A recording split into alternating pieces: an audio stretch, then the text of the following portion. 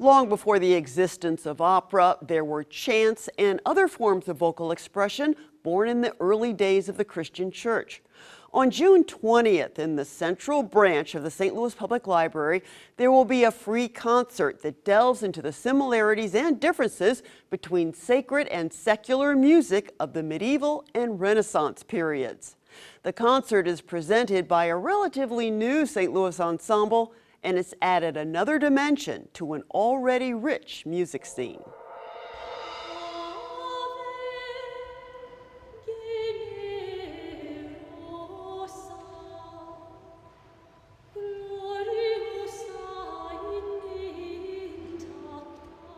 Soprano Kathryn Summersett travels from Bloomington, Indiana, more than 200 miles to perform with the St. Louis-based early music ensemble PRO-ARTE.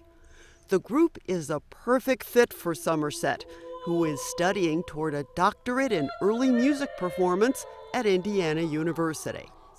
There are many things about early music that appeal to me. There's so much variety. I mean, there's hundreds and hundreds of years that it encompasses. Early music has its roots in Europe and spans the Middle Ages, the Renaissance, and Baroque periods. I'm just curious, what kind of a response do you normally get from audiences after a performance? I get a lot of surprise from people at the end of performances.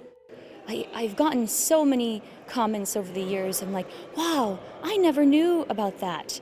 I'm glad I do now. And the more people that can hear about it and it can move them, it's such powerful stuff. And you don't hear it on the radio. It's something that is not around as much as so many other kinds of music.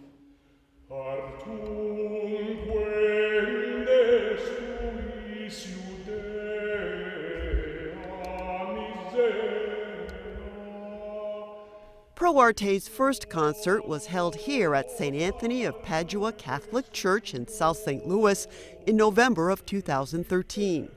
Executive Director Michael Rocchio, who also performs with the group, called it an experiment to see if the artistic and business model would actually work. And it was hair-raising, the logistics of pulling people together and trying to coordinate 20 schedules. These are all busy people. They either have a daytime job or sing in numerous groups. So pulling that together almost drove me out of my mind, but we did it.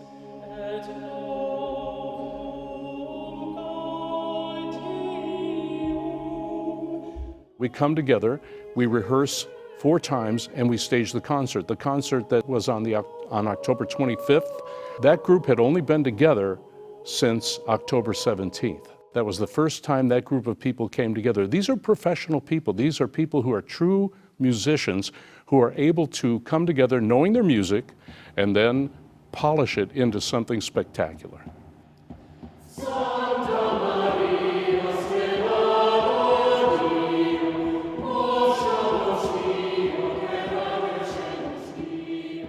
We definitely have a few things on our programs that have probably never been heard in St. Louis. Dr. Horst Buchholz is artistic director and conductor of PRO-ARTE. St. Louis has a very rich tradition in classical music. I mean, the St. Louis Symphony is one of the world's finest orchestras. Actually, I heard them when I was a student in Berlin, in the Berlin Philharmonic Hall. Not in Powell Hall, but in Berlin Philharmonic Hall is the first time I heard the symphony. And we have a number of very fine choirs, starting from the symphony chorus, the Bach Society, the chamber chorus. But there's really no small professional ensemble that specializes in early music like we do.